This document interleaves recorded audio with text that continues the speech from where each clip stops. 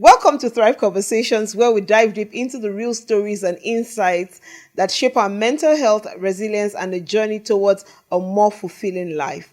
I'm your host, and my name is Tega, and I'm excited to be here. And my guest for today is Mrs. Nancy Oblete, behavioral change expert and marriage coach. And we're exploring how one person who is addicted, how it affects your spouse in marriage. Nancy, my go-to person when it comes to marriage counseling. It gives me so much joy every time someone says, "Do you know a marriage counselor?" I'm like, hold on, let me send this number to you because I've seen you work. I've seen how you've been able to, help people, resolve conflicts in marriage. Sometimes I used to think it was black and white. And then one day I listened to you talk about emotional attunement. I'm like, what's going on here? But it made a lot of sense. We used to look at conflicts in marriage, like conflicts in marriage is a bad thing. Then it was that program that you came to speak at, yeah? And then you talked about how conflict actually helps you to know each other better. What is this one I'm talking about? Conflict is when we fight and tear each other's clothes. But you made me understand that, and I loved it. It gives me great pleasure to have you here today. It's my pleasure. Thank you so much. Our relationship has so grown, and I'm so grateful that we connected. I'm excited to be here. Me, I've held on to you for the rest of my life, but there's nothing you can do about this. You cannot escape me. I don't even plan to. So we're going to be talking about how we manage mental health when your partner is addicted to substances. A short while ago, because I'm a substance use counselor, and so I have quite a number of people that come in and say, I have someone doing drugs. Most times we see more people that bring their children in, or maybe even if it's an adult child. But this one was a wife.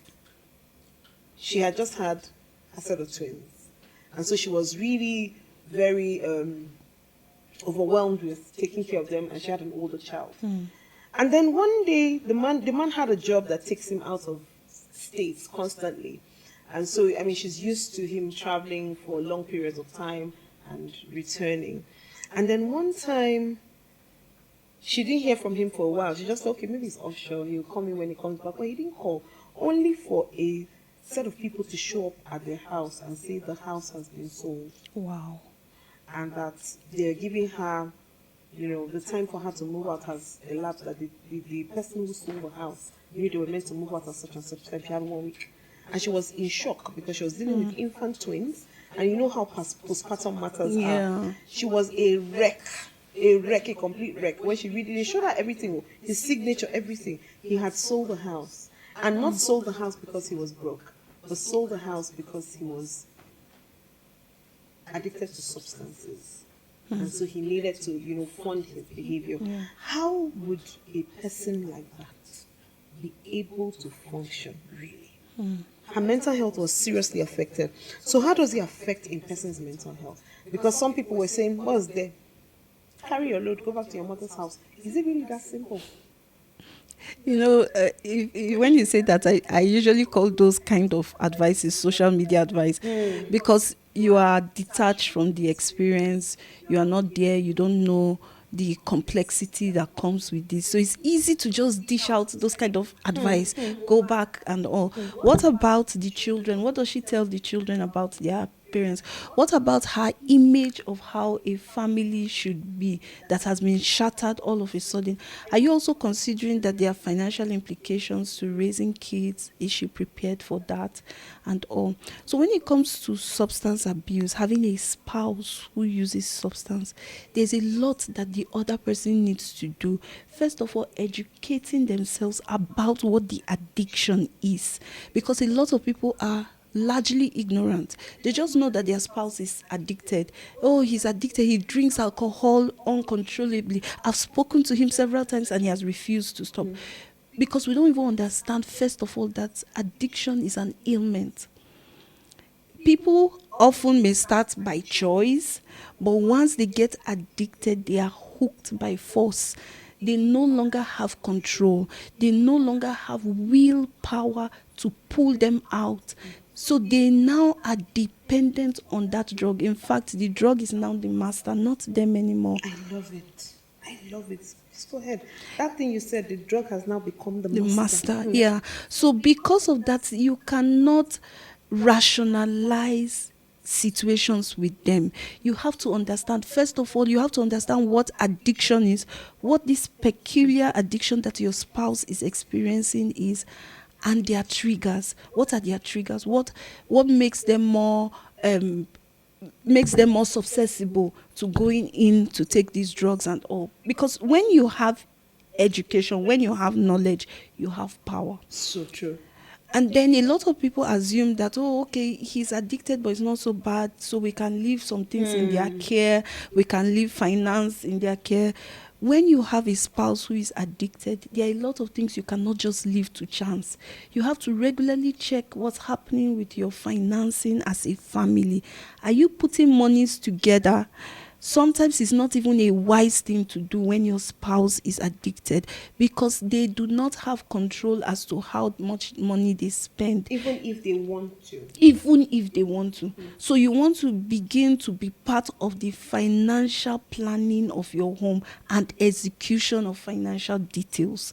You want to also be able to have money saved up for the rainy day. If you have documents like that woman for the house, it should be in your custody as much as you can, if it is possible, because also there are cases where it's not possible, where demanding for that could lead to violence or could lead to other things. If it is possible, maybe during times where the partner is sane enough, and you can get them to commit that document, even if it's to the bank, where the both of you have a deposit box and nobody can take it out without the other person's permission.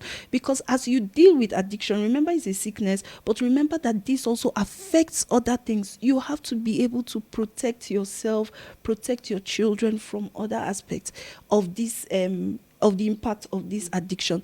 So when we say leave, she goes back home to what exactly? Is it to her family so that they begin to support her children and herself? Is it about the social, how it looks to society and what society will begin to say to her when she moves? So it's not exactly as easy as that, even though sometimes it may be the only resort. But then this person has to come to that after careful reevaluation of where she is, what she needs and all. It may be a temporary thing, it may be permanent. Like with this story, she wants to also get to know where he is right now. What is he doing? Has he gotten a place? Has he secured another place? Or is he roaming about? She needs to know as well. So it's not just a straight jacket answer. I would recommend that, because first of all, it's a shock. So she will need to deal, first of all, with that shock, and probably get help to begin to reanalyze where she is, begin to take stock of what is available for her, the options she has, before making a choice. I love it. I love it. Thank you so much for that. But you know that, okay, but for this particular story, they didn't know where he was for months. Nobody could reach him on the phone. Of course, before you sell the house, that was his last resort. He had sold cars, and then he had sold his phone, so they didn't know how to reach him. He showed up 6 months later. Wow. But then she was in his mother's house. He just showed up. She gave me permission to share this. So I'm not just sharing this because I'm trying to break someone's confidentiality. When I started talking about the podcast, one of the things she said is, I need you to talk about this. How do people manage it? And then for people, how do they know? What are the early signs? Because she started dealing, there's something called smiling depression. Yes? Yeah. But she didn't even realize that she had it. Wow. So one of the things that she said was, I need this story to go out, but I don't want to expose my family. I need for people to know what the early signs of when your mental health has started deteriorating, when you are dealing with a person who is using substances, so that they can get help. Because of course, we know that early detection or early treatments is the best approach to any of these things. So what are the early signs that your mental health has begun to suffer? First of all, you begin to notice loss of interest in things that you were previously interested in. Okay. Then preoccupation with your partner's problem. You are thinking about it all the time. It's on your mind. You are unable to focus on any other thing. You kind of like put on hold projects, plans that you had because of this. It's just the pervasive thoughts that you have.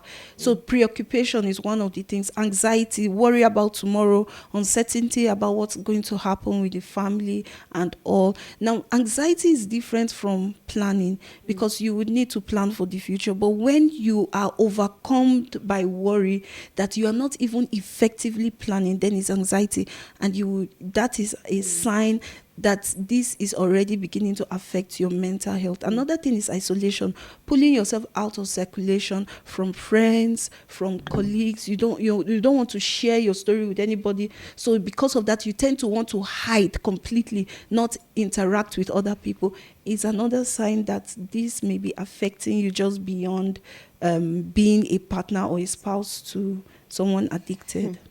So so when you start to deal with all of this, what's the first thing to do? So first off, understand that you are not in your partner's life to help them with their addiction. Like, it's not your job to change them. Wow. No, it's not your job. You cannot change them. Then accept what is. Because, I like this quote. I can't remember the person who made the quote right now, but he says that our suffering comes from the things that we refuse to accept. So true. So when you begin to say, no, it will not happen. No, remember that you don't have control. You cannot control another person. You can only control yourself. So accept what is. Accept that this person has a problem. They are addicted, and it's a challenge for them. Also look at the things that you can control. You can control how it impacts you, so you can begin to look at setting boundaries for yourself in terms of behaviors that will not be tolerable. For example, abuse. A partner who is drunk or who is high on drugs is not permitted to come home and say anything to you because they claim they are under the influence of a substance or so. So you don't allow the person to be verbally abusive or even physically abusive. You put lines around there. You put lines around financial management, how much money this person controls, especially if the money is yours, so you have power over. So you can put some control around that also. Now, some other people too would have control as to how much they do in terms of cleaning up the other person's mess. Maybe like the person throws up and all. You come back and clean it up. I'm not going to do that for you because that's not where I belong. Now, this, of course, will have some challenge with society because they will say you're not showing love. There's a difference between showing love and enabling Enabling. a I love behavior. it. And a lot of people go so far as to enable. I know couples who one partner tells lies to protect the other person from losing their job in the office, and also that is codependency. The moment you cross that line, you are now having a codependent relationship where you are protecting the other person. Funny thing is that it doesn't work because the person will still be angry. And they'll be angry at you. They would tell you are not caring enough, you are not supporting enough. They will do all that. They are not grateful. They rarely show gratitude for all the things you do to cover them. And the more you cover them, stopping them from the natural consequence of their actions, the more likely it is that the addiction will not stop. So as a spouse, you want to ensure that you are not enabling this addiction in any manner. You are. It is. It is. Because there is this narrative that we have, or this culture, okay? Don't carry our problem outside. This thing that we are going through. And so what? It's not such a big deal. I'm just smoking 5 wraps of marijuana every day. It's not such a big deal. Why are you telling the whole world? What is a person, what is a spouse supposed to do in a situation like that? Let's say the person it hasn't become, public knowledge, but it's become problematic in the house. The spouse is concerned. What is the spouse supposed to do? This is us thinking now of I am protecting you because we're supposed to protect each other. I'm protecting you. However, this is what is going on. What decision should that spouse make? Because it may look like you are betraying the marriage by going outside to tell. However, I have children to protect. I have myself to protect. So at that time, what should the person do? So here's the thing, there's a difference between support and protection. In this case, what your partner needs is support, not exactly protection. Because when we talk about protection, we think of keeping things under the wrap, closing it, and all. So the first thing I would say is speak to them about it. I think this is a problem. You may not agree with me, but I think it's a problem. And I've tried to speak to you. You're probably not hearing me. So I'm calling one or two people into this conversation, right? I'm getting this What and if this they person resist? involved. So here's the thing, you are informing them that you're going to get these people involved, so that there's nothing like, oh, she went out to just broadcast Okay. my story and tell people What if he things that are says no? lies. Or what if she says no? You can't tell anyone. I forbid you to say anything. Now, when they say that, you also remind them that you are doing that because you are protecting yourself and the And even family, them. so, and even them. So you are going to go out and say, let them know. They may not agree, and it's almost natural because nobody will want to be portrayed in a bad light. But if it's necessary, if you feel like it's necessary, it has happened over and over, then you want to get at least one person who is a confidant, somebody who you believe the other person respects and will want to listen to. You don't just go about telling Anybody. everybody, yes, because they say speak out. So you just speak to somebody, especially for the first person you want to speak to. You want to speak to somebody who has some level of respect with your spouse, with your partner, so that they can come in and at least the other person would listen. So this person may not be a professional. They may just be the person that says, okay, you know what, since your wife says it's a problem, why not go and see a professional and get this assessment done and all. That person that just brings some other perspective and reasoning into the situation. So you do that. If that doesn't work, then you could bump it up by probably bringing a professional, because you would also need to work with somebody to help you maintain your mental health and all. You may need to bring in family as well if it continues, because family, they need to be involved. They need to know, especially if you live in Africa. We are a family Oriented. oriented People, yeah. people, yeah. So you cannot have this problem and keep it under wraps without the family getting to know, because eventually, if anything goes wrong, you'll be blamed, you'll be held responsible.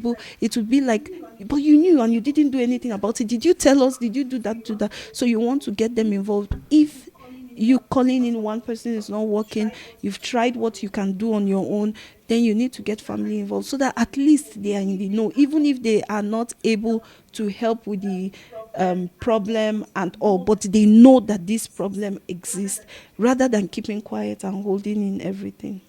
I love it. I really love it. So, you talked about boundaries earlier. I'm going to ask you what boundaries you need can be put in place to protect your emotional and mental health. Let's say now this person, or let's say now they can't afford to go into a facility and they have to stay at home. Some people want to go cold turkey. They're like, Yeah. just leave me at home. Don't worry. I will not buy. I will not look for nobody should come to my house. They want to go cold turkey. And Yeah. you are living with them as a spouse, whether male or female. What boundaries can help a person maintain their mental health in that situation? So if finance is a challenge and the person is actually asking for help, I want to stay home and for this length of period I want to be isolated. I think it is in order for the partner to support them in terms of helping them to stay isolated as they have required. But remember that is help, is support. So it's like the person is taking the initiative and you are supporting behind, not that you are in front and Oh, dragging I the get person. that. I Yes. love it. So that, because that's the difference. I've seen spouses who have taken their partners for rehab. The person comes out and they are still back to the bottle. Immediately they leave the rehab, they come back to the bottle. If you find out they were not taken willingly, they did not They didn't have initiate, is the partner. insights. Wow. Yes. Is the partner that is pushing. So you want to ensure that this person is taking the step to say, I want to say. And that's why it is important that you allow them to face some of the consequences of their actions. Because if they do face natural consequence of their actions, it can begin to help them to have a rethink. Is this what I want my life to be? Is this where I want to head? And that can be the pull or the drive for them to begin to seek help. So that's one thing that a partner can do in that to help the other. Another thing is when you're setting boundaries, Your boundary should be enforceable by you only, not by your partner. So I cannot set a boundary and say, don't drink in the kitchen, in the parlor. Because to enforce that boundary of don't drink in the parlor, I would have to pull you out of the parlor or take your alcoholic drink from you in the parlor and take it somewhere else, which could lead to a fight. There could be violence and all. It's not something you can sustain. So a boundary can be, or you come into the house and you're holding alcohol. I and the kids will leave you in the living room and get into the room. We will not stay in the same space with you while you drink. So notice the difference. Now it is within the locus of control of the person setting the boundary to enforce it, because I can choose to walk away. We don't have to stay in the same space when you drink. If you are vomiting and you are doing all that, when you are done, you come back and clean up. I'm not going to clean up for you. That's another boundary that can be set. You come back, you clean yourself up. I'm no longer going to do that for you. I know a mother, now this is a mother, she was talking to her son. She said, I think she got him out. They called her that he had fallen into gutter after going, they took some chemicals like that. He was high, he was coming home and he fell into the gutter, and they called her to pick him up. So she brought him home that night. In the morning, she told him, she said, yesterday night was the last time I would go out in the night to bring you home. The next time you fall into a gutter, you will get up yourself, or if people are kind enough to help you, they help you up, and then you come home yourself. I am no longer going out to bring you. So face the consequence of your it's not lack of love, is boundaries to protect herself. How long would she keep going out? If anything happens to her at night, because she's going out to do that, she has put herself in harm's way for his behavior. So having those things, like with spouses, you can say, you come in late, I am no longer going to be leaving the door open or staying up late to wake you up. So two things, either you have your key so that when you come in, you are able to open the door. So these are boundaries you can put to protect yourself in that situation. There are many more, of course, but these are just examples. Remember that boundaries are not set to demean the other person. Neither are boundaries set to be wicked to the other person. Boundaries are set to protect you. So I cannot continue to lose my sleep and have headaches in the morning, or I'm finding it difficult to concentrate at work because I was with you all night in taking care of the mess that you created. So I'm setting a boundary to protect myself. So boundaries have to be set, but they cannot be set in anger. Okay. It's very important. Boundaries cannot be set in anger. Boundaries have to be clearly spelled before executed. So you have a conversation, not a shouting match. I will not do, I will not do this for you again. No, boundaries are, we sit down, we have a conversation. So this has become a problem for me. This is how it is affecting me and all. And because of this, I have decided that from now henceforth, XYZ is going to be this. So the person does not feel rejected, because they need acceptance, they need support. They don't, you have to make sure that as much as possible, you do not show rejection to your partner or judge them because of where they are. Remember that it is an ailment. It is not a moral failing as it were, as we look at it in society. So they have to feel accepted. They have to know that this boundary, you are doing it to protect yourself, not because you are spiteful of them. I love that so much. So I was going to ask you one more thing. If you not one more, a few more. So you can you share a few coping strategies for stress, anxiety, or depression? Because of course, these things can be inevitable. I'm not saying they are. Yeah. There's some people that just distance themselves from emotionally from the person's issues. However, are there a few things that that they don't need to go to therapy for? Just on the surface. Yeah. That you think a person can use. Yeah. So one of the things is getting social support. Now this is so important across board, whether you are married to an alcoholic or an addicted person, or you are married to a person who you are having a good relationship with.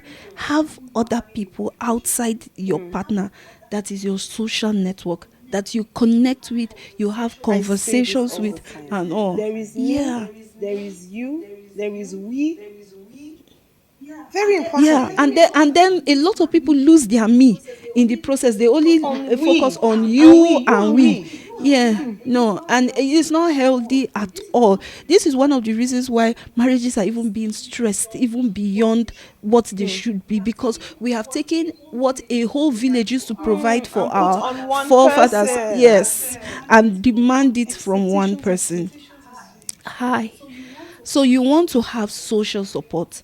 You want to be sure that you maintain that, especially when you are dealing with addiction. Then another thing is find your passion. Maintain at least one activity that you really love to do. If it's your job, then it's fantastic because it's your job and it's that thing that you love to do. If not, it may be a hobby, it may be something, but find that one thing that you do and it just brings out the good side of you. You need to have something like that in your life when you are dealing with a problem like addiction, because that thing is pervasive. It will affect every single area of your life. But you want to have this place where you have release, where is your place to just be yourself, to experience Exhale. strength. Exactly, exhale, like relax, being, just enjoy the moment and have it, and do it regularly. Because what happens is, especially when we take on the role of caregiver or the protector, the hawk that is following the other person, where are you now, what are you doing, who are you talking with, and all and all and all, we abandon ourselves, we abandon self-care, and then we are totally focused on this person. So one of the things you can do for self-care is find that thing that you love, that thing that you're passionate about, and engage on it regularly. Don't allow it to just be taken away because of the, make sure it's part of your regular routine as you go on. Then another thing you can do is simple things, small things. If you're somebody who loves to dance, regularly play music and just dance in the house. Go for a walk if you want to, and it doesn't have to be big. It can be something simple, something small. Taking a walk, dancing with your kids at home. Yeah, Even of talking on the course. phone to You know, someone. just something that keeps you connected with yourself. Then another thing finally that I want to talk is regularly look at your strengths, because I found a lot of people who are married to addicts begin to wonder, is it my fault? Am I the one? Am I Yeah. responsible for this? Is there something I could do better? Yes, or I Oh, I could could have have done done differently. differently. So one thing you want to do is regularly look at yourself in the mirror and remind yourself of the things that you do well. So that keeps your self-esteem high. Wow, I It love keeps you it. high on your self-esteem, so that doesn't impact on who you are as a person, because a lot of people will lose their self in that kind of situation. And this is because we can't actually say that someone's, a person's addiction, or does it's Yeah. not a reflection on me necessarily. So I love this thing that you said, because sometimes we know how to deal with blame and guilt, and this leads me to my very next question: how can someone avoid feeling guilty or take the blame for Yeah. their spouse's addiction? Because one lady I know kept saying he used to. Well, it's an old joke. The man will drive around the roundabouts until his wife is asleep, or he'll stay at a bar until she's fast asleep. Then he'll just creep into the house, and then before she wakes up in the morning, he's out again. So, imagine a person that, if that is their reality, and then the man has now become addicted, how would the person deal with guilt? Or think, okay, maybe Yeah. it's me, because you said a few things now when you said, just look at your strengths. But what if it's really you that pushed Yeah. this man, like this man that goes round the roundabout now? What if it's really you? How So do you first deal with of the all, blame and the guilt? you have to acknowledge, like accept that you probably would have contributed to the problem. Okay. But it's not 100% your fault, because the man had several choices. Like I tell people, I say, oh, okay, so your marriage is in shambles, like it's not working and all, and you choose maybe an addiction or you choose to have an affair. Was that the only choice that was available? Could you have sought for help to repair the situation in the marriage, bring in somebody else to talk with you, a professional most likely, if you have tried on your own and it has not worked and all? So if you can create 4 5 other options that this person could have used other than this, It helps with the guilt, but you have to take responsibility for your own part of that. So if, for example, is the nagging, repetitive conversations that have made him to stop coming home, or even Or cheating, even yes, cheating. that made him to stop coming home, or her, because it could be both ways, right? And then it ends up Yeah. there. Take responsibility for that and work on it. Work on yourself. Become a better version of yourself around that. They have a responsibility for themselves. It was their choice to finally end up with the bottle or the drugs or whatever it is they chose, right? It was their choice. So you take responsibility for how you've contributed to that. You can also decide to apologize for that. Yeah, because it's also important Okay. that the other person knows that you see that you could have played a part, so you can apologize for the Yeah. part that you have played, and be That you specific about played it. Don't just give a general apology. in this our climb, yeah. A lot of men Yeah. would not. It is as if to say it's a taboo. But then just say, look, I take I didn't even say I'm sorry. Just say I take responsibility for the Yeah. part that I played in such and such. Is a taboo. So what would the person do? Because there's some people that would never apologize, they would never take it. So what do you do when you So have a partner now, like that? the only person you can influence is number one, yourself. Yourself. So you do what you can in that situation and let the other person. Sometimes just doing that alone, taking responsibility and beginning to change, can bring the other person to that point where they now begin to take it. Yeah. I love it. I love it. I love it so much. So this takes me now to the next question. Is therapy a a good choice when it comes to dealing with a spouse that has addiction problem? Is it something that people should explore? So in Nigeria now, a lot of people don't have not embraced therapy yet. They are still suspecting us with side eye. They just look at therapists and think, yeah, but this doesn't work. They tell you in Africa, if you Yeah. in Africa, we go to church or we go to the mosque. But white people go to Yeah. therapists, black people go to church or the mosque. Yeah. So is it a good approach? Is therapy a good approach, and does it Yeah. work really? Therapist. So is it a good approach? Is therapy a good approach, and does it work really? It does. So if you have a partner who is addicted, you'd have probably three forms of therapy that could work.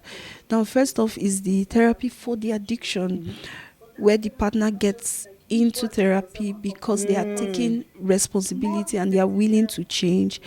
But that therapy will not just be like, you go and change yourself and come back, because more effective therapies would include you as a partner coming Absolutely. in for a few sessions to be able to integrate what that person is learning and how you work together as a couple. So that's one. Now, but the fallback, like the damage created by the addiction on the Automatically. relationship, is a Wow. different ball game. And having the person go through rehabilitation does not change the fact, yes, and it does not improve the marriage automatically. So the person can get well, but the marriage can still suffer from the effects of the hurt, the pain, and everything that was caused. So they will need to do some form of couple counseling, couple intervention to repair the relationship now that the person is either in therapy or has successfully completed. The one that will hardly be effective is when the person is still addicted and doing couples therapy. It may be really challenging because addiction, as it is, will be a third in the relationship. It will always be a third. You know how they say three is a crowd. It will keep spoiling and scattering things and all. So the most advisable thing to do is that the person should have started at the minimum personal work on their addiction before then. Then the third is the partner who is not the addict, the wife or the husband of the addict, getting help for themselves. Now, this can be effective for many reasons. If you are a partner to somebody who is addicted, you want to protect yourself, your mental health. You want to be able to process your emotional state where you are, the stress, the the challenge with dealing with society, probably managing the family alone because this other person is not able to be present as they should be with the family and all. So going for personal therapy can help you begin to come to that place, process all that and all. Secondly, it will help you with the issue of being an enabler or not, developing a codependent relationship with your partner or not, because sometimes these are the things that play out. Eventually, we have spouses who are enablers, and because we are enabling the person continues to get worse and worse and worse. So you want to be able to mitigate all that when you do personal therapy and all for yourself. Then thirdly, to redefine your life in the light of all this. Where is my life now? Where am I heading as a person? To put all that into perspective, you could do personal therapy for that. I just love this conversation. I wish it will end. So there's something we talked about in the beginning about when you said online counseling. So when is it Counsel. necessary for a person to actually walk away? At what point do you just be like, you know Yeah, what, so I need to be whole, and I can't take this any further. Yeah. When at what point can the person not get to that? so it will be Yes. different for different people. What you need to do is first of all, this person has to do like an inventory. What are my losses here? What are my gains? Why should I Cost stay? What will benefit happen if I analysis. go? Yes, I love it. Yes, you have to analyze that. That's why personal therapy can help, because it can help you Perspective. put all this into perspective. Then what have I tried in this relationship? What has worked? What has failed? Is it worth it? What's the benefit for me if I keep staying? What would it be for Person our willing to even children get if I help. stay?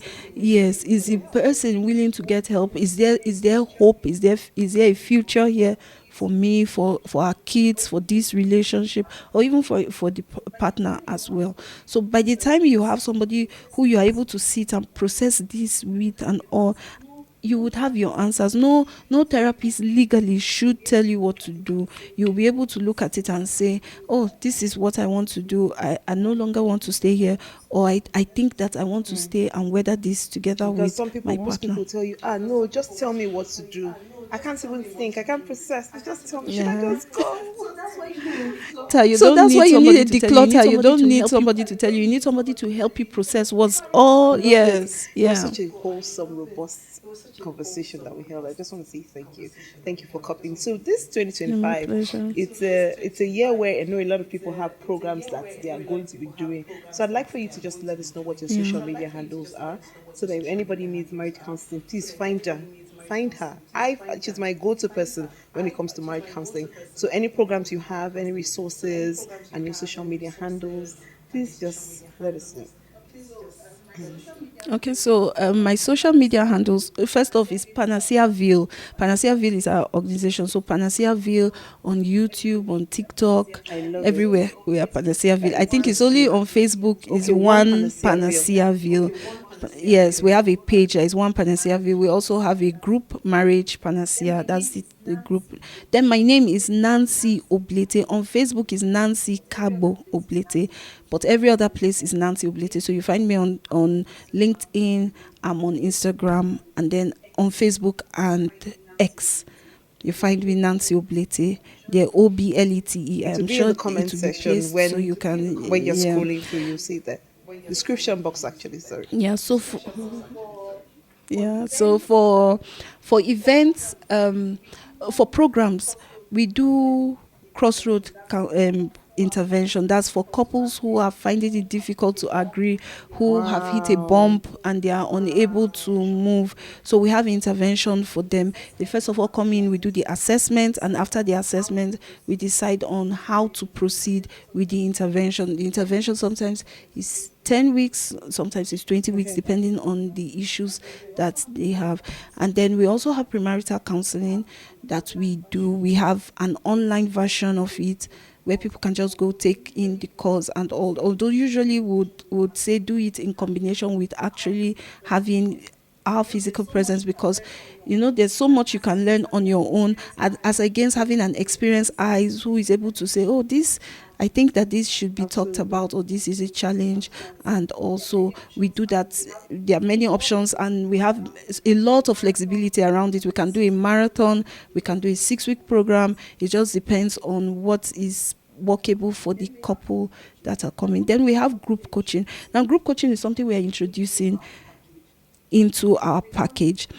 We call it the couples repair intelligence group coaching.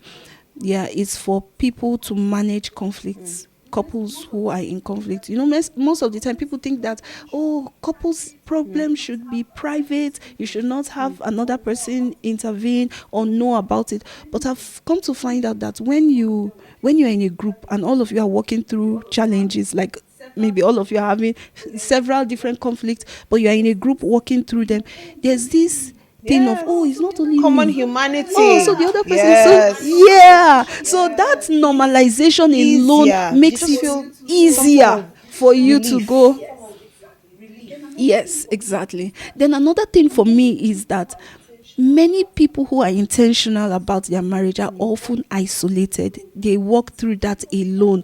It's difficult to find other people who are also intentional about their marriage that they can work together with. So at the end of the day, you have friends that are having problems in their marriage, and they are not even looking for solution. And you seem to be the only light or the one-eyed man in the crowd. So what this does for you is that it brings you together with like minds that you eventually can have friendships with. And also repair intelligence, it comes with a workbook.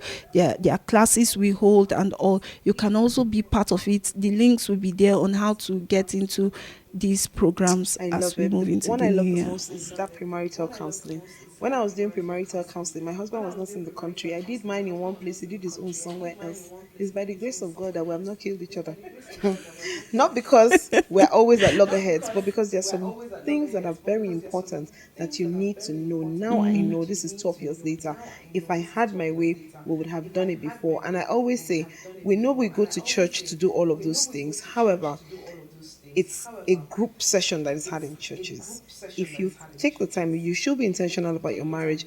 If I were you, I will look for the link in the description box and I will get in, especially if you're getting married soon. It's a lifetime event. It's not something that you just think about only the wedding. Is your life.